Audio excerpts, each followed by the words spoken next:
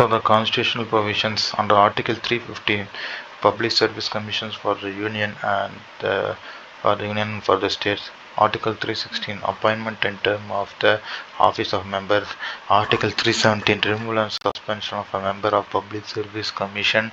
Article 318, Power to make regulations to conditions of service of members and staff of the Commission. Article 319, Prohibition as to the holding of offices by the members of Commission on ceasing to be such members. Article 320, Functions of the Public Service Commissions. Article 321, Power to extend functions of Public Service Commissions. Article 322, Expenses of the Public Service Commissions. Article 323, Reports of the Public Service Commissions. So the Constitution does not specify the strength of the Commission, but left the matter to the governor, discretion of governor. No qualifications are prescribed for the commission's members, except one of the members' commission should be that they held office at least 10 years, either under the government of India or under the government of a state. The Constitution also authorizes the governor to determine the conditions of the service for the chairman and members of the commission. The chairman and members of the commission hold office for a term of 6 years or until they attain the age of 62 years, whichever is earlier. But in the case of UPSC, the age limit is 65 years.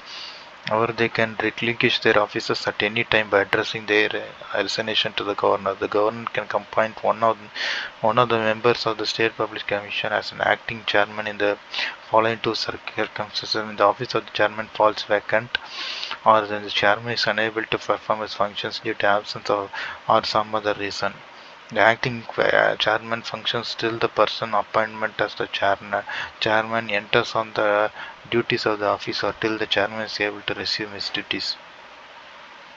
Removal. Although chairman and members of state government or state public service commission are the appointment of the governor, then he can be removed only by the consent of the president. The president can remove on the same grounds, and in the manner he can remove a chairman or a member of the UPSC. He can remove in the following circumstances: if he is insolvent or gone bankrupt, or if he engages during his term of office in any paid employment outside the duties of his office, or is in the opinion of the president unfit to continue in office by reason of infirmity on mind or body. In addition to this, president can also remove chairman by any other member of or any other member of the State Public Service Commission for misbehavior. In this case, the president has to refer to the matter of the Supreme Court for an inquiry. If the Supreme Court of the inquiry upholds the cause of removal and advises, so the president can remove the chairman or a member under the provisions of the Constitution. The advice entered by the Supreme Court is binding on the president. During the course of inquiry by the Supreme Court, the governor can suspend the concerned chairman or member pending the final order of the president on receipt of the report of the Supreme Court.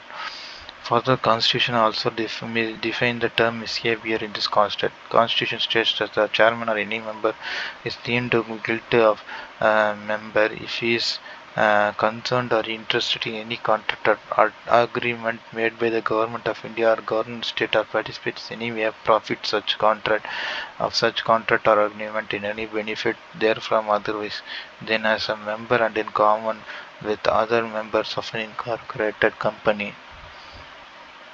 Independence is the case of UPSC. The Constitution made the following provisions safeguard to ensure independent functioning of the State Public Service Commission. Chairman or member of the State Public Commission can be removed by office from the President only in the manner on the grounds mentioned in the Constitution.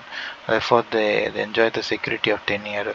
The conditions of service of the chairman or member, though determined by the governor, cannot be varied to his disadvantage after his appointment. The entire expense, including the salaries, allowances, pension of the chairman and members of the State Public Service Commission, are charged on the consolidated fund of the state. They are not subjected to vote of the state legislature. And the chairman of the state public commission on ceasing to hold office is eligible for appointment as chairman of the member of the UPSC or as chairman of any other state public service commission, but not for any other employment under the government of India or state. A member of the State Public Service Commission on ceasing to hold office is eligible for appointment as chairman or member of the UPSC or chairman of the State Public Service Commission, but not any other employment. The chairman or member of a state public service, after having accomplished his first term, not eligible for reappointment to that office, that is not eligible for the second term. A state public service commission performs all those functions in respect to the state UPSC and does in relation to the central services.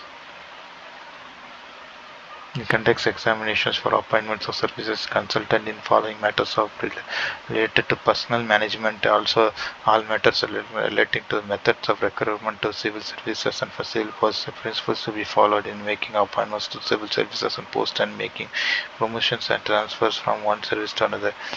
The sustainability of candidates for appointment to civil service and post and for to another and transfer from one service to another.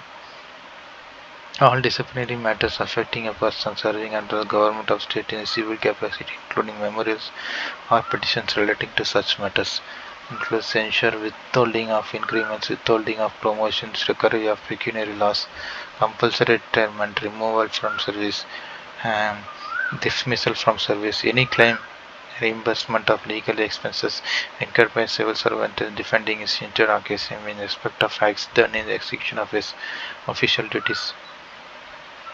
All coming with the disciplinary actions.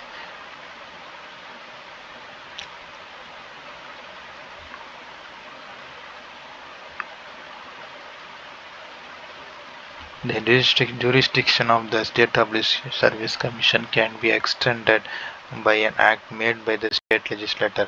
The State Public Service Commission presents annually to the governor a report on its performance. The governor places his report before both the houses of the state legislature, along with the memorandum explaining the cases where the advice of the commission was not accepted. The following matters are kept outside the jurisdiction of the State Public Service Commission while making reservation for appointments forced in favor of any backward class citizens, while taking into consideration the claims of scheduled castes and scheduled tribes in making appointments to services and posts. The governor can exclude post services and matters from the purview of the State Public Service Commission. The Constitution states that the governor, in respect to the state services and posts, may make regulations specifying the matters in which it shall not be necessary for the State Public Service Commission to be consulted.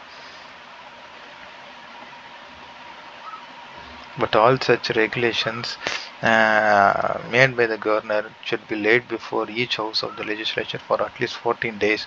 The state legislation can amend or repeal them. The Constitution visualizes the State Public Service Commission to be a watchdog of merit system in the state. It is concerned with the recruitment of the state services and the government when consulted on promotion and disciplinary matters. It is not concerned with the classification of services, pay services, conditions, cadre management, training, and so on. These matters are handled by the Department of Personnel or the General Administration Department. The State Public Service Commission is only a central recruitment agency in the state, while the Department of Personnel or the General Administration Department is the central personnel agency in the state. The role of the State Public Service Commission is only limited, but also recommendations made by it are only of advisory nature and hence not binding on the government. It is up to the state government to accept or reject that advice. The only safeguard is the answerability of the government to the state legislature for departing from the recommendation of the commission. Government also makes rules which regulate the scope of the advisory functions of State Public Service Commission. The emergence of the state Vigilance Commission in 1964 affected the role of the State Public Service Commission in disciplinary matter. This is because both are consulted by the government while taking disciplinary action against a civil servant. The problem arises when the two bodies have conflicting advice. State Public Service being an independent constitutional body has an edge over the State Vigilance Commission, which was uh, brought in 1964. Finally, the State Public Service is consulted by the governor while framing rules for appointment to the judiciary services of state other than the posts of district judges. In this regard, the concerned state high court is also considered. Staff Selection Commission kinds of Group G, Group C, and Group D. Group D has Grade C, Grade D stenographer, central Secretariat Assistants in Minister Departments, Central Excise Sub-Inspectors, CBI, and Central Police Organizations, the Division Accounts, Auditors Accounts, Junior Engineers, Civil Electrical, Statistical Investigators, Tax Assistant, Section Officer Audit. The Election Commission is a permanent and independent body established by the Constitution of India to ensure free and fair elections according to the Article 324. Constitution provides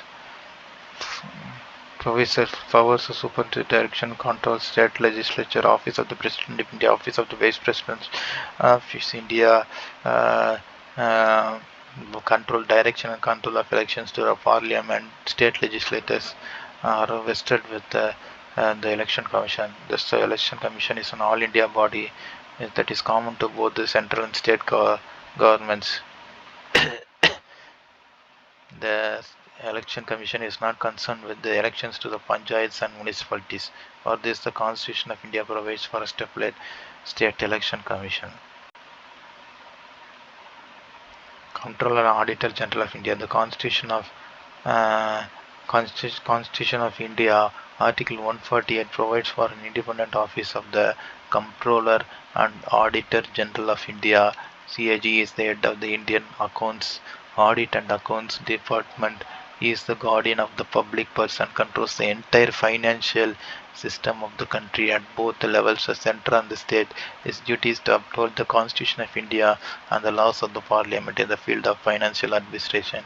This is the reason why Dr. Ambedkar said that CAG will be the most important officer under the Constitution of India.